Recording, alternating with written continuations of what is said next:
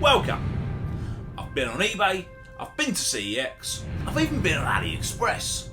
It's the monthly pickups video. And we're going to kick off with this little doohickey from AliExpress. It's, as you can see, Game Boy Advance cartridge, and I think it's got the first 7 Zelda games on. Well, it's got 7 of them anyway, I assume they're the first ones. I bought this because I was going away for a few nights, thought it'd be fun to sit and play through a Zelda game or two. But I forgot it, because stupid. I will use it at some point, no doubt. I got it from AliExpress, I think it was 6 or 7 quid including postage.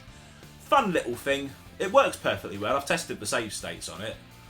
I was going to make a little video about it, but with emulation and everything being so easy now, I didn't think you'd be that interested, so I'll just show it you here. Fun little thing to have though. It's a PlayStation Fest we're going to be looking at, and we're starting off with Sniper Ghost Warrior 3. I played the first 2 Sniper Ghost Warrior games on the PlayStation 3. The first one wasn't great, but the second one, really good fun. So I'm quite looking forward to giving this a go. The second one I would describe very much as first-person Sniper Elite, and I'm a huge fan of those games. I like sniper games actually. Obviously this had an online element which was a big part of it, which I don't imagine is still going. Even if it is, it's not something I'll be bothered about. But it does have what's hopefully a half-decent campaign. I'm looking forward to giving this a go. I don't mind a game that's got a campaign that's only 6 to 8 hours long, as long as it's good. I got this for 10 quid off eBay, and I'm thoroughly looking forward to giving that one a go. It's going to go quite near the top of the pile of the backlog, because it is a shorter game, and as I said, I do like snipers. Another PS4 game here. Got this from CEX, as you can see from the sticker. 3 quid for Just Cause 3. I played the second one of this on the Xbox 360 back in the day when it was current, and Just Cause 2 was the latest one.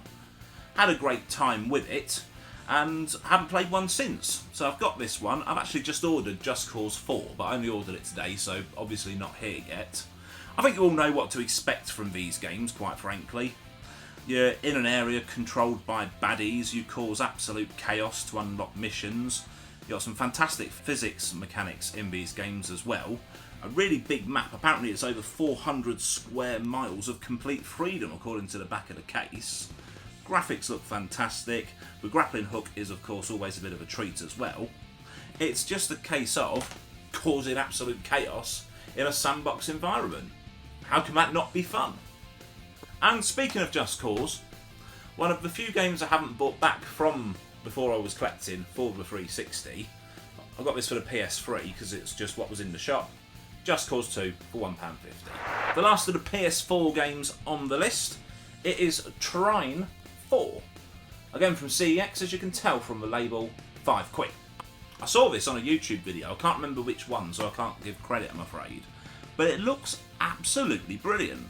A 2D action RPG where you play as multiple characters. You've got environmental puzzles, you've got combat, you've got what looks like a fantastic story. I know you can play it co-op, but lack of friends will prevent me from doing that. I did watch a couple of reviews on this before I bought it, just because I'd never heard of it before, and not only were the reviews very, very positive about the game, they also said jumping in with number 4 is fine. You'll still be able to start from there without having played the others and follow the story. Which is handy because the Trine collection with the first 3 is about 20 quid. So if I'm going to try something that I don't know if I'm going to like, I may as well start with the cheaper option. Now to some PS3 goodness. You've all heard me rant and rave about the 7th generation being probably my favourite. And I've got here a PS3 exclusive in Ratchet and Clank.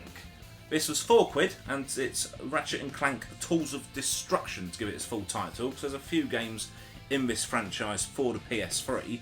It's an action platformer. According to the back of it, Metropolis has been attacked.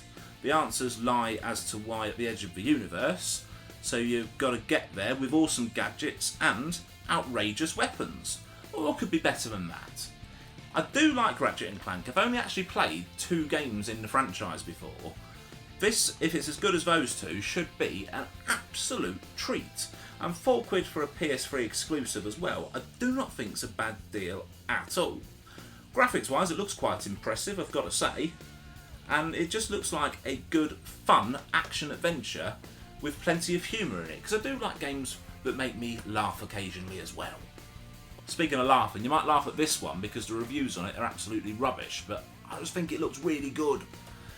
Damnation for the PS3 cost me £5 from CEX. It's a steampunk western adventure. It looks just so much fun. You've got to fight through vast and massively vertical environments, so a bit of platforming there as well. Infiltrate enemy strongholds by navigating ledges, zip lines and other environmental obstacles. And the gunplay looks pretty solid. It's a third-person shooter.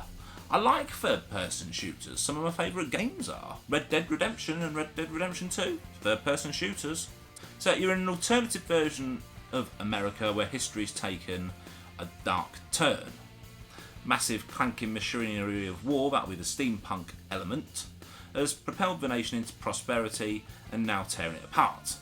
A military contractor has mounted a hostile takeover, and now only a small battle-hardened group of rebels can save the last few free cities from its iron grip. Pretty standard style of plot. I'm interested to see how far they've gone with the steampunk side of things, because you can get some really fun takes on that sort of genre, or subgenre. And at the end of the day, it's a western game, and you're shooting. I don't see how it's going to let me down. This was an eBay purchase. It cost me, I think, £4 or £5, and it's a Brothers in Arms Hell's Highway. I bought this because I recently played through the PSP Brothers in Arms game. First time I've ever played a game in this franchise, and it was absolutely brilliant. A first-person World War II shooter with squad-based mechanics, and I'm not meant to be talking about the PSP game here, but it was just so good. I thought, right, there's not that many games in the franchise, let's get them for the consoles which I collect for. This one is set in September 1944, one of the darkest moments of World War II. History books call it Operation Market Garden, but the men of the 101 Airborne knew it as Hell's Highway. Now, I know the PSP game was actually based on real events during World War II. I'm not sure if this is or not, but again, you've got the duck and cover, first-person World War II shooting.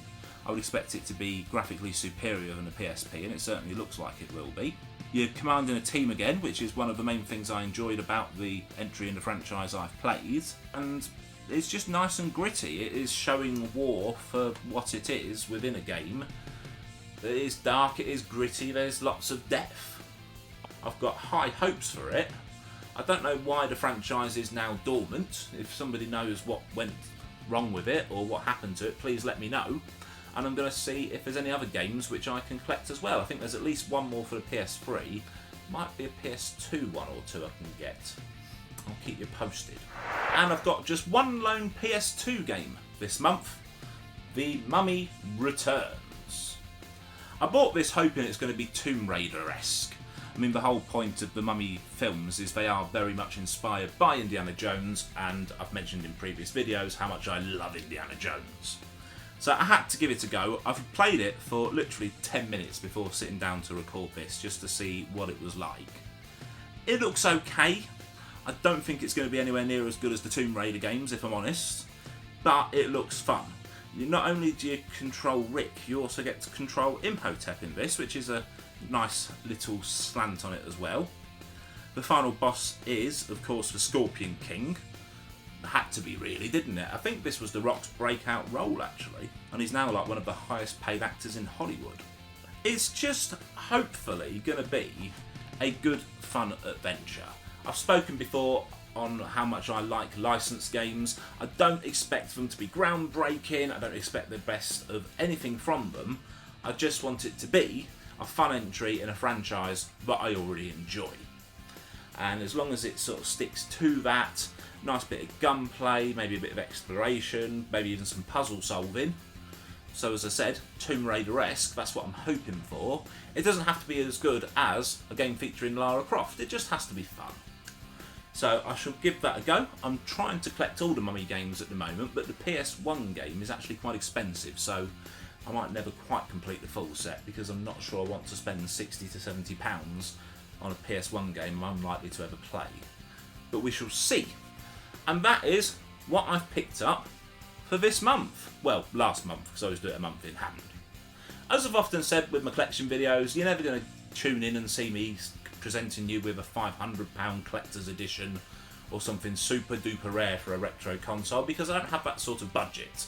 I'm just a normal guy who enjoys collecting games and only tends to buy games that, of course, he wants to play. I don't tend to collect stuff just to put it on the shelf because, again, finances. And there's so many games I want to play, God knows how I'm ever going to have time to play them all, but either way it's a big list, so I'm unlikely to run out of what to get soon. As always, I thank you very much for tuning in. If you want to press like and subscribe, don't fight that urge because it always helps me out.